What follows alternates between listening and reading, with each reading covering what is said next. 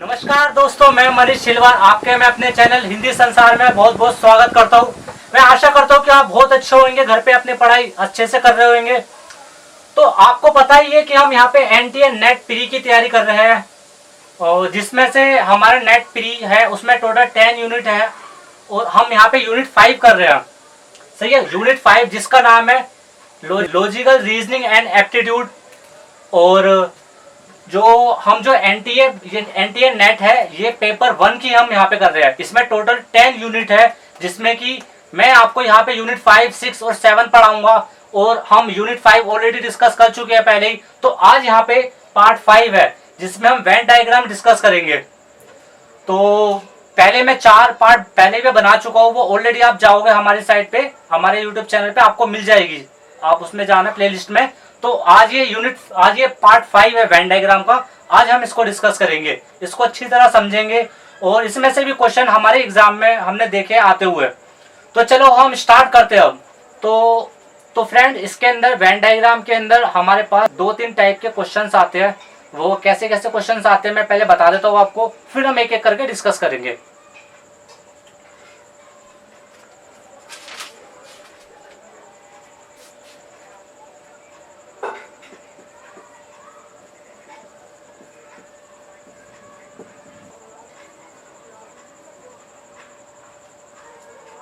तो Venn diagram के अंदर हमसे 2 टाइप के क्वेश्चन पूछे जाते हैं।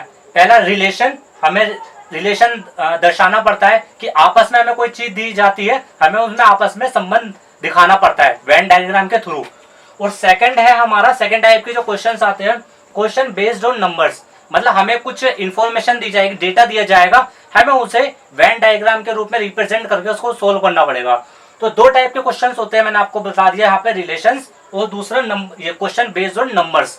तो अभी हम रिलेशंस पे हम डिस्कस करेंगे कि कैसे कैसे क्वेश्चंस आते हैं, वो मैं आपको करवाऊंगा। उसके बाद हम इस वाले टाइप पे करेंगे। तो चलो हम स्टार्ट करते हैं पहले वाले पार्ट पे।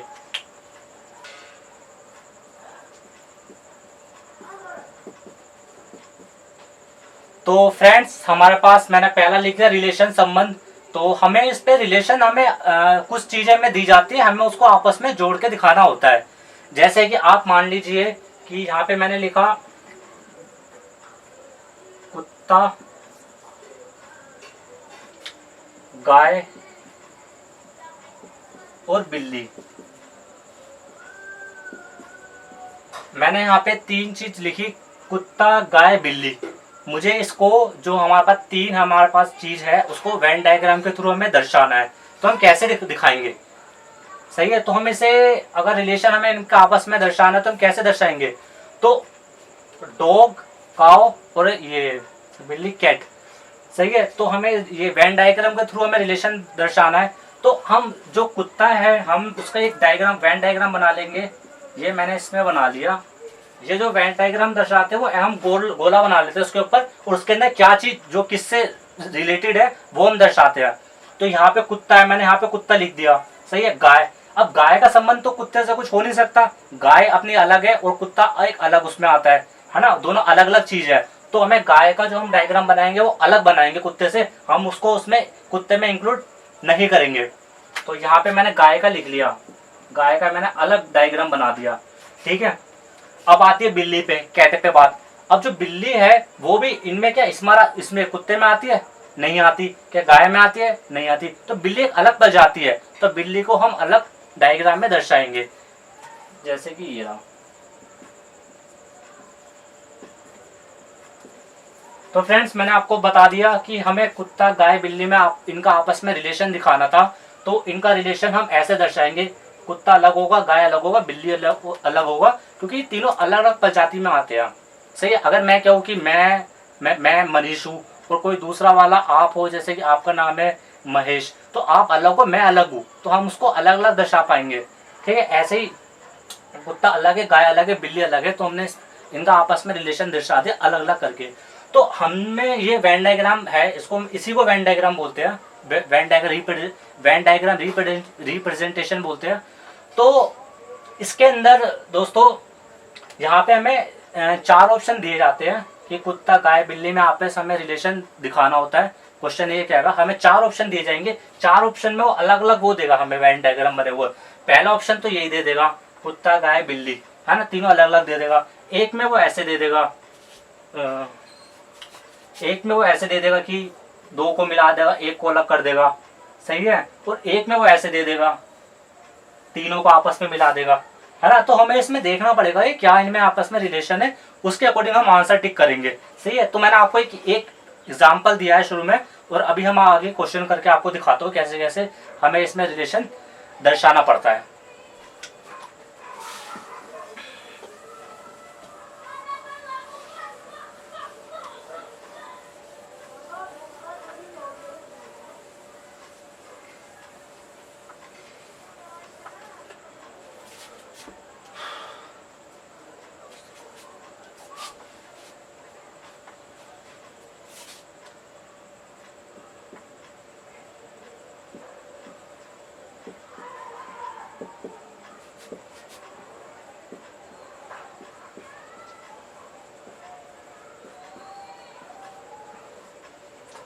अरे नकुल, उसको क्या बोलते हैं, नर और मादा को, जो नर होता है वो मेल होता है ना, नर होता है वो मेल होता है ना, ठीक।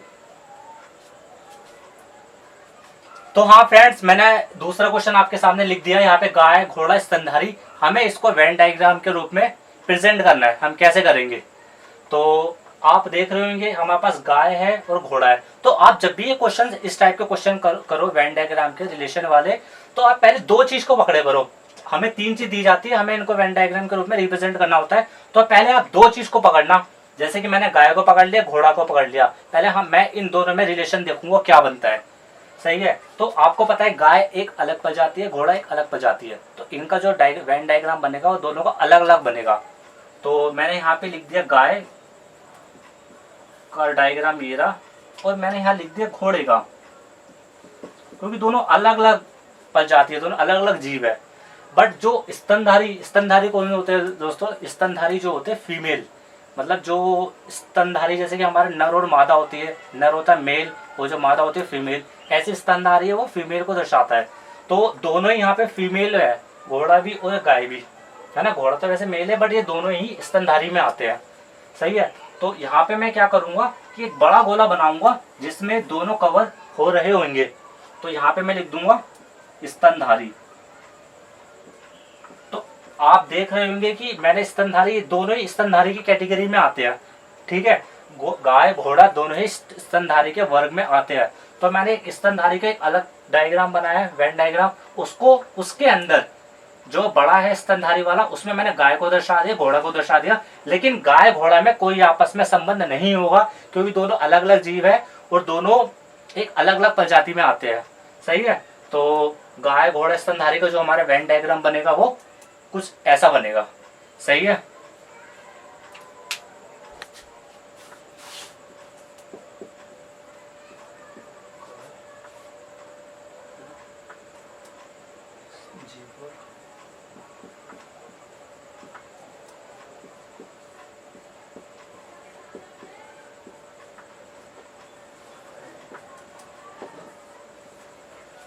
तो नेक्स्ट मैंने आपके सामने लिखा है गाय, जीववर्ग और स्तनधारी, तीनों को वेन डायग्राम के रूप में दर्शाइए। तो हमें इन तीनों का रिलेशन दिखाना पड़ेगा। तो मैंने आपको बताया कि इन क्वेश्चन को करने से पहले आप एक बार 2 को पकड़ो, ठीक है, तीनों को मत देखो, 2 को देखो। तो पहले मैं देख लेता हूँ गाय और जीववर्ग। गाय जीववर्ग में आपको क्या रिलेशन दिख रहा है कि जो गाय होती है वो जीववर्ग में, गाय भी तो एक जीव है ना, एक ये भी तो एक तरीके से इसमें भी तो ये जीव है, मतलब ये भी तो सांस लेती है, खाना खाती है, पानी पीती है।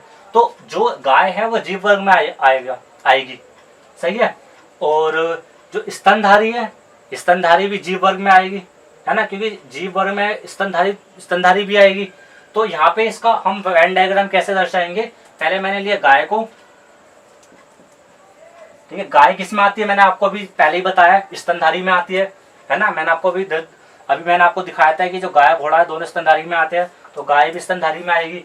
तो मैंने एक स्तनधारी का बना दिया यहाँ पे एक वेन डायग्राम, सॉरी यहाँ पे मैंने इसको इसमें मिला दिया, ये मैं अलग करना पड़ेगा मुझे, यू, सही है फ्रेंड्स, यहाँ पे मैंने इसको स्तनधारी में दर्शा दिया।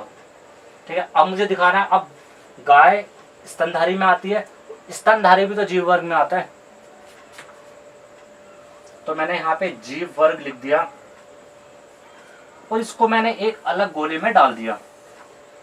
अब आप देख लो, पहले गाय, पहले जीव वर्ग में स्तनधारी आएगा, स्तनधारी में गाय आएगी, तो इन का तीनों का आपस में रिलेशन हम ऐसे दिखाएंगे।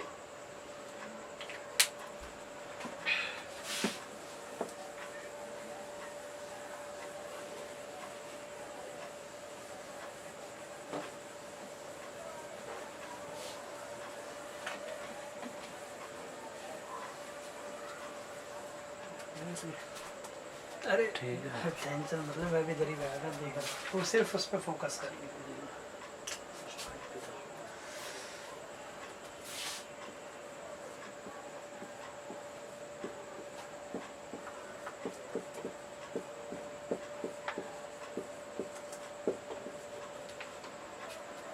अब हमें ये मैंने आपके सामने लिख दिया है क्वेश्चन, पुरुष भाई पिता, इनका वेन डायग्राम या इनके बीच रिलेशन क्या होगा वो आप बताइए मुझे। तो इनके बीच में क्या होगा, हम पहले दो को पकड़ेंगे, पुरुष भाई पिता, सही है। तो आप इसके अंदर पहले एक रिलेशन देखने की कोशिश करना।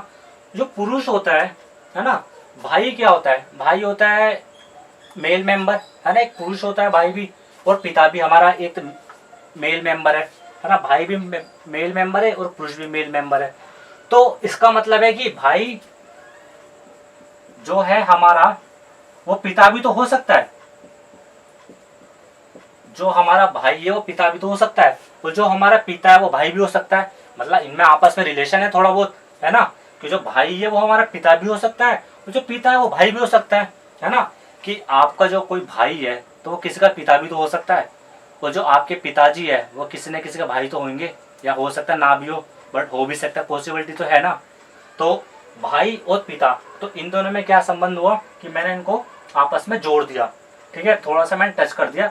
हो यहाँ पे ये हो गया, ये वाला जो पार्ट है ये हो भी सकता है कि भाई पिता हो भी सकता है, और जो ये वाला पार्ट है अलग अलग, इसका मतलब है ये नहीं हो सकता। सही है। अब आप मुझे बताइए कि भाई फीमेल होता है मेल होता है, पुरुष होता है स्त्री होता है, ऑब्वियस सी बात है भाई पुरुष होता है। पिता कौन होता है, वो भी पुरुष होता है। तो इसका मतलब है कि भाई जो पिता है दोनों पुरुष की कैटेगरी में आएंगे। तो हम इसको यहाँ पे एक अलग गोला बनाएंगे जिसमें दोनों को हमें दिखाना पड़ेगा, भाई और पिता को, जो कि पुरुष के अंदर आएंगे दोनों। तो पुरुष का बड़ा गोला होगा, भाई पिता का, इसके अंदर दो छोटे गोले आएंगे जो आपस में दूसरे को क्रॉस कर रहे होंगे। सही है। तो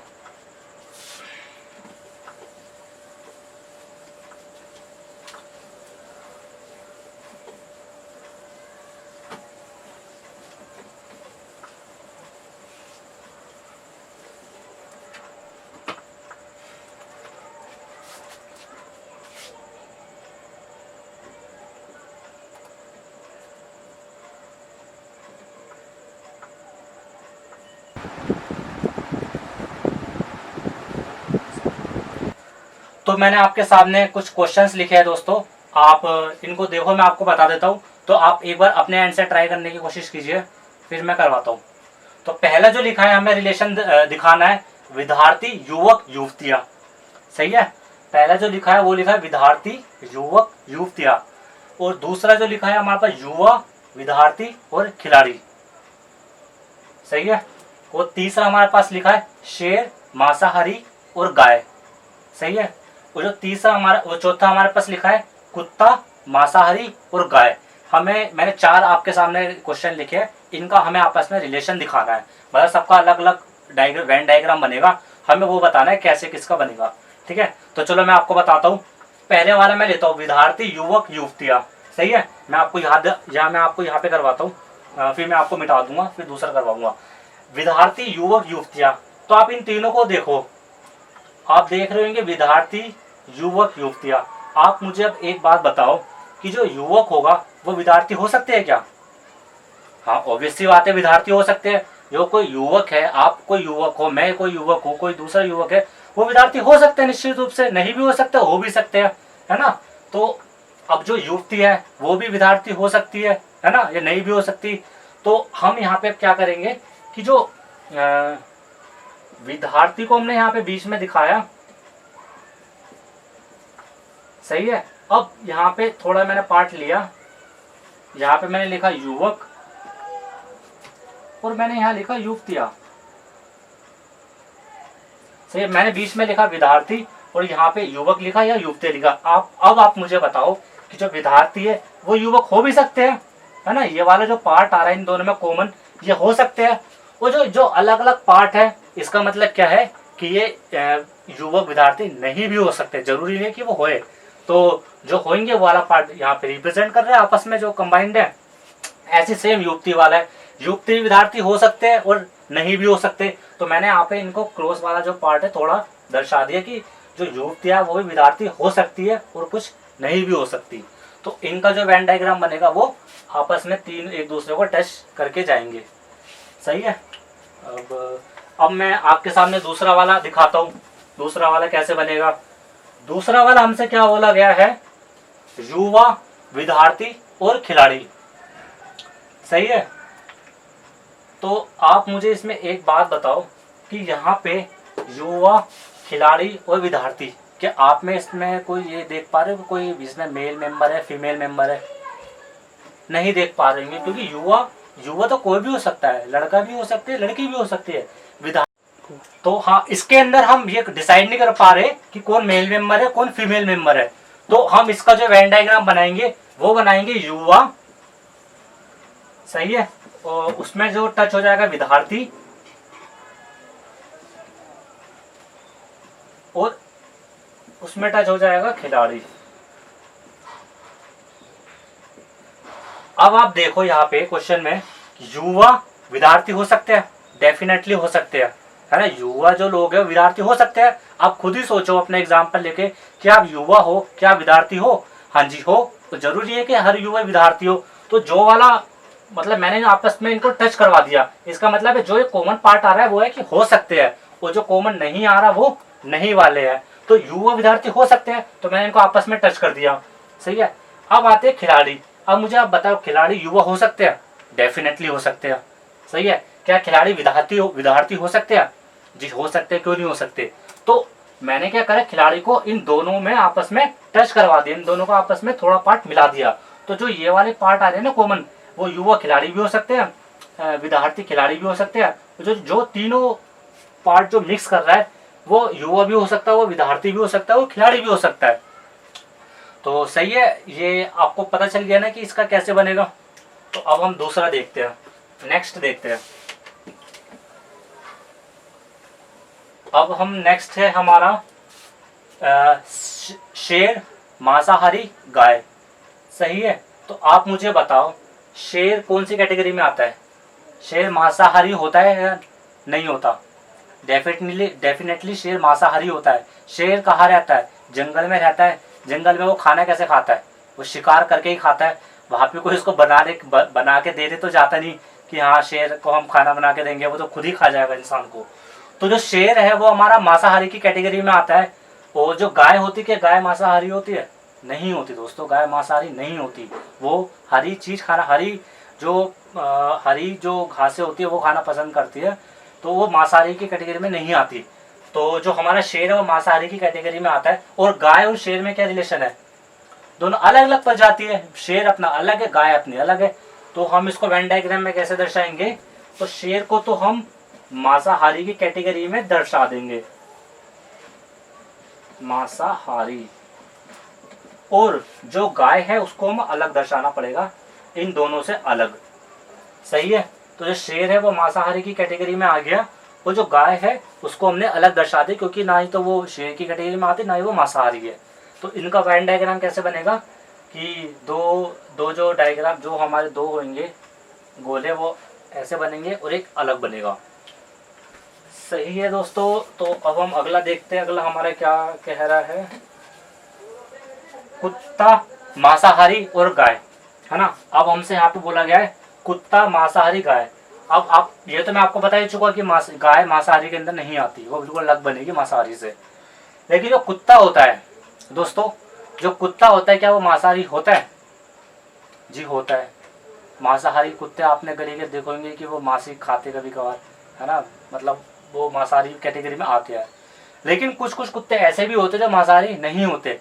जो आपने, अगर आप मान लो कि आपने घर में कोई कुत्ता पाला हुआ है, सही है, आप उसको सारे वेजिटेबल चीज़ खिलाते हो, उसको कोई मांस नहीं खिलाते, अंडा वंडा कोई भी मीट वीट कुछ नहीं खिलाते, तो उस कंडीशन में वो मांसाहारी नहीं होगा। बट जो कुत्ते मांस खा रहे हैं तो वो मांसाहारी की कैटेगरी में आते हैं। तो इसका मतलब क्या है, कुत्ते मांसाहारी हो भी सकते हैं और नहीं भी हो सकते। तो जो होते हैं जो नहीं होते उनका डायग्राम कैसे बनाते हैं, मैंने बताया था आपस में इनका थोड़ा बड़ा बनाता हूँ मैं, जिससे कि आपको दिखाई दे।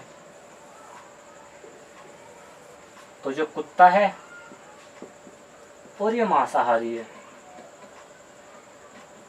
सही है, और जो गाय है वो इन दोनों से बिल्कुल अलग बनेगी, सही है। कुत्ता मांसाहारी हो भी सकता है और नहीं भी हो सकता। जो ये कॉमन पार्ट आ रहा है ये है होने वाला, कहा कि दोनों आपस में मिल रहे हैं तो इनका कॉमन पार्ट आ रहा है कि ये दोनों हो सकते हैं। और जो अलग अलग वाला पार्ट है कुत्ता वाला, ये वाला पार्ट और ये वाला पार्ट, इनको छोड़ के तो कुत्ता मांसाहारी नहीं है इस कंडीशन में, सही है। तो इनका वेन डायग्राम, इसका लास्ट का क्या बनेगा, कुत्ता मांसाहारी का आएगा, कुत्ता मांसाहारी आपस में दूसरे को टच करेगी, कॉमन पार्ट आएगा, गाय इन दोनों से बिल्कुल अलग बनेगी, सही है दोस्तों। तो हमारा ये पार्ट तो हमारा खत्म होता है फ्रेंड्स। जो रिलेशन वाला पार्ट था ये हमारा खत्म होता है। इसमें रिलेशन मैंने आपको बता दिया है कि कैसे हम देखेंगे, है ना। जो पार्ट जिससे अलग है उसको हम अलग दिखाएंगे और जो उनमें कॉमन आ रहा है वो उनको हम कॉमन दिखाएंगे।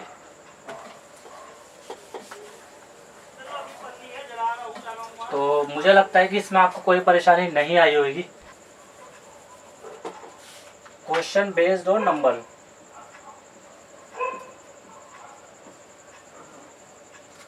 तो सेकेंड टाइप है, किस टाइप के क्वेश्चन आते हैं, क्वेश्चन बेस्ड ऑन नंबर।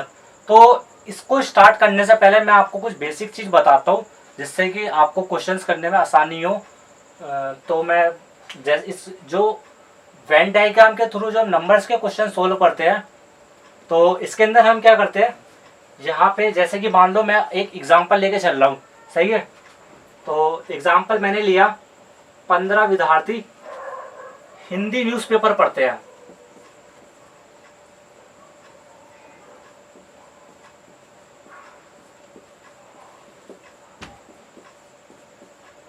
पंद्रह विद्यार्थी वो हिंदी न्यूज़पेपर पढ़ते हैं, या 15 लोग हैं जो हिंदी न्यूज़पेपर पढ़ते हैं। और जो 20 है वो इंग्लिश न्यूज़पेपर पढ़ना पसंद करते हैं, अंग्रेजी का अखबार।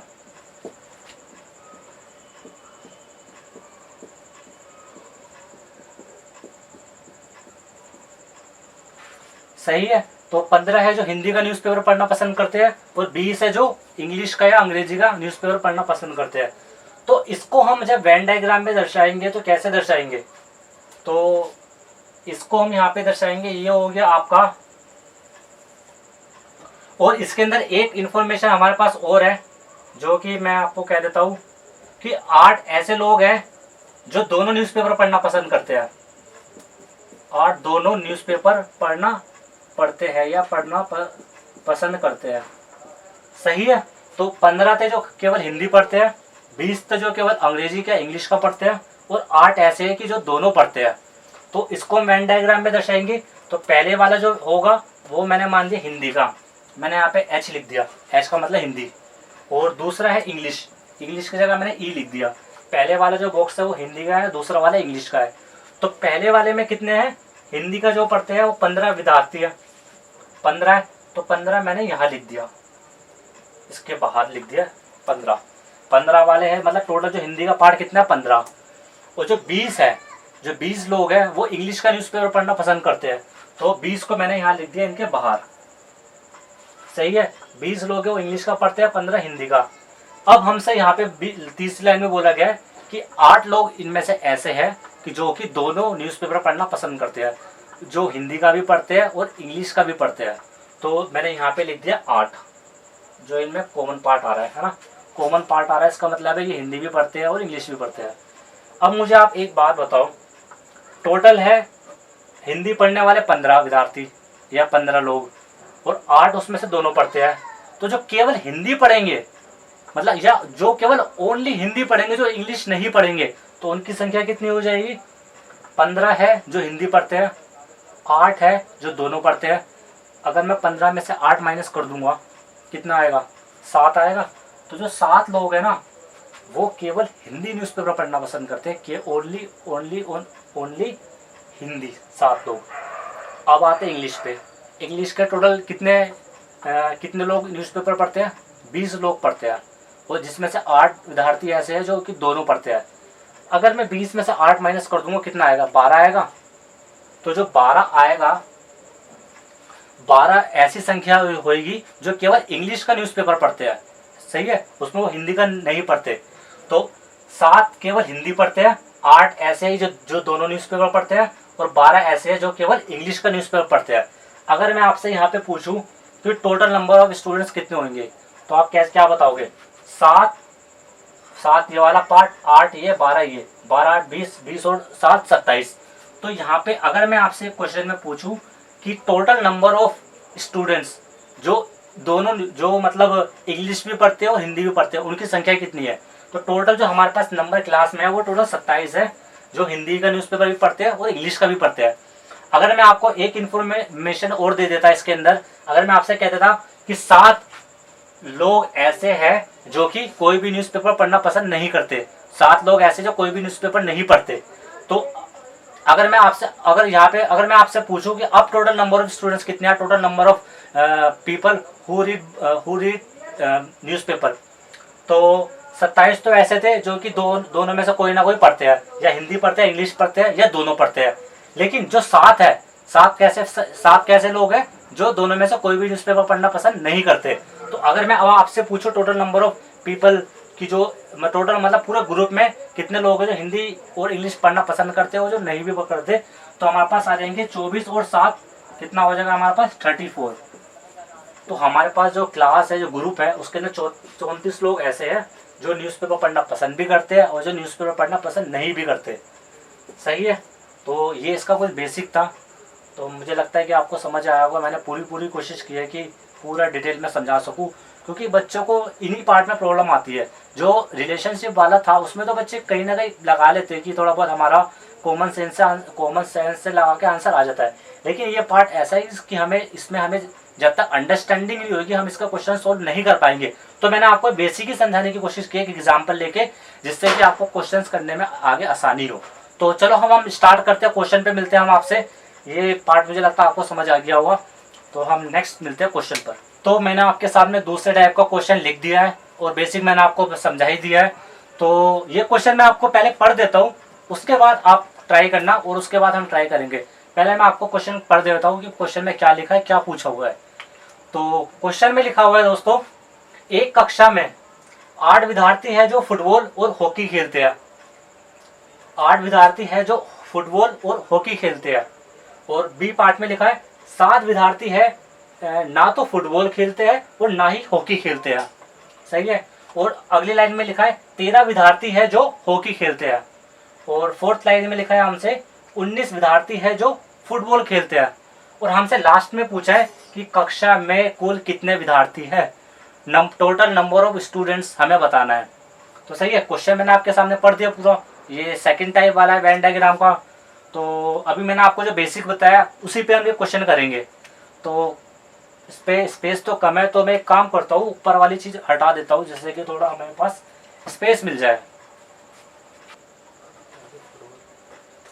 तो मैंने आपको बताया था कि जो वेन डायग्राम का सेकंड टाइप है उसके अंदर हम क्या करेंगे, हमारे पास कितने खेल दिए हुए, 2 खेल दिए हुए हमारे पास, फुटबॉल और हॉकी। तो हम दोनों का एक वेन डायग्राम यहाँ बना लेंगे। उम्मीद करता हूँ दोस्तों आपको ये दिखाई दे रहा होगा। 2 मैंने यहाँ पे डायग्राम बना लिए, 2 गोले बना लिए। पहले में मैं दर्शाऊंगा फुटबॉल को और दूसरे में दर्शाऊंगा हॉकी को। तो यहाँ पे मैं फुटबॉल के लिए यहाँ पे मैं F लिख देता हूँ, सही है। यहाँ पे ये वाला जो गोला है ये F है, मतलब फुटबॉल है। और जो दूसरा वाला हॉकी, यहाँ मैंने लिख दिया H, hockey, H for hockey. तो जो सेकेंड वाला डायग्राम है ये हॉकी को दर्शा रहा है, पहले वाला फुटबॉल को दर्शा रहा है, सही है। तो इसमें क्या कह रहा है, 8 विद्यार्थी है जो फुटबॉल और हॉकी दोनों खेलते हैं। तो मैंने आपको क्या बताया था, जो चीज़ दोनों में कॉमन आ रहा है तो उसको हम क्या कहाँ दर्शाएंगे, इधर। बीच वाले में आप देखो ये दोनों में कॉमन आ रहा है, ये फुटबॉल का पार्ट भी है, ये हॉकी का पार्ट भी है। तो इसमें 8 विद्यार्थी ऐसे जो फुटबॉल और हॉकी दोनों खेलते हैं, तो मैंने यहाँ पे 8 लिख दिया, सही है। और अगले में कह रहा है वो हमारे से क्वेश्चन में 7 विद्यार्थी है जो ना फुटबॉल खेलते हैं ना ही हॉकी खेलते हैं। अब जो 7 विद्यार्थी है हमारे पास, 7 जो स्टूडेंट्स है, वो ना तो फुटबॉल खेलते हैं और ना ही हॉकी खेलते हैं। तो इसका मतलब है कि जो 7 है वो ना इन दोनों डायग्राम में तो आएंगे नहीं, है ना, क्योंकि जो फुटबॉल है यहाँ पे तो खेलने वाले दर्शाए गए हैं, हॉकी के खेलने वाले दर्शाए गए, ना वाले यहाँ पे, नहीं वाले तो मैं दर्शाए नहीं यहाँ पे। तो ये 7 वाले मैंने यहाँ पे अलग लिख लिया। 7 विद्यार्थी ऐसे जो दोनों में से कोई गेम नहीं खेलते, सही है, 7 मैंने अलग लिख लिया। अब देखो नेक्स्ट उसमें क्या कह रहा है, 13 विद्यार्थी है जो हॉकी खेलते हैं, सही है, 13 विद्यार्थी है जो हॉकी खेलते हैं। तो 13 विद्यार्थी में हॉकी खेलते हैं, तो इसका मतलब क्या है, जो 13 विद्यार्थी है उसमें 8 इंक्लूड होगा, है ना। तो ऐसा भी तो हो सकता है कि दोनों खेलते हो। तो जो 13 है, 13 में से 8 गया, कितना बचा, 13 में से 8 गया तो बचा 5। तो 5 जो खिलाड़ी है वो ऐसे खिलाड़ी है जो ओनली हॉकी खेलते हैं, जो केवल और केवल हॉकी खेलते हैं। अगर मैं इन दोनों को मिला दूंगा तो 8 ये 13 हो जाएंगे, 13 हॉकी खेलते हैं। तो जो 5 जो यहाँ पे अलग लिखा है ना 8 से, इसका मतलब है जो ये 5 कौन सी संख्या दर्शा रहा है हमारे पास, कैसे स्टूडेंट की संख्या है ये, जो ओनली हॉकी खेलते हैं या केवल हॉकी खेलते हैं, 5 ऐसे संख्या है। अब देखो नेक्स्ट में क्या कह रहा है कि 19 विद्यार्थी है जो फुटबॉल खेलते हैं। अब आप मुझे बताओ कि 8 तो यहाँ पे पहले से आ ही रहा है, सही है। और अब बाकी ये 19 में से 8 गए, कितना बचा, 19 में से 8 गए, बचा 11। तो जो 11 विद्यार्थी है हमारे पास वो ओनली फुटबॉल खेलते हैं, मतलब 11 विद्यार्थी ऐसे जो केवल और केवल फुटबॉल खेलते हैं, सही है दोस्तों। अब आप मुझे बताओ कि यहाँ पे मैंने आपको बताया कि हमें टोटल नंबर ऑफ स्टूडेंट्स बताने हैं, कुल विद्यार्थी बताने हैं। तो मैं क्या करूँगा, सबको ऐड कर दूंगा, 11 8 19, 19 5 24, 24 हो गए, इनकी संख्या 24 आ गई। और 24 संख्या यहाँ पे 24 संख्या जो हो जाएगी ये दोनों में आ रहे हैं, 11 8 19, 19 और 5 24। तो 24 संख्या तो हो गई जो ये या तो फुटबॉल खेलते हैं या हॉकी खेलते हैं। हमें टोटल नंबर ऑफ स्टूडेंट बताने हैं। तो जो मैंने वहां पे लिखा था, नोट 7 करके लिखा था, वो कौन से विद्यार्थी थे, वो 7 ऐसे विद्यार्थी थे जो ना तो फुटबॉल खेलते हैं और ना ही हॉकी खेलते हैं। लेकिन जब हम कुल स्टूडेंट्स में, टोटल नंबर ऑफ स्टूडेंट्स में अगर हम काउंट करेंगे तो हमें उसको भी काउंट करना पड़ेगा, समझो। जब हम कोई एग्जाम देते हैं तो उसमें कुछ लोग पास होते हैं और कुछ लोग फेल भी हो जाते हैं, ऐसा तो है नहीं कि सारे लोग पास हो जाते हैं। तो जब हम जो बच्चे फेल होते हैं, क्या हम उसको काउंट नहीं करते टोटल नंबर ऑफ स्टूडेंट्स में, करते हैं ना, कि जो फेल हुए वो भी तो एक स्टूडेंट के, वो भी तो वो स्टूडेंट्स थे, है ना, कक्षा के पूरा पार्ट थे वो भी। तो यहाँ पे 24 हो गए जो या तो फुटबॉल खेलते हैं या हॉकी खेलते हैं, उनकी संख्या 24 है। और जो 7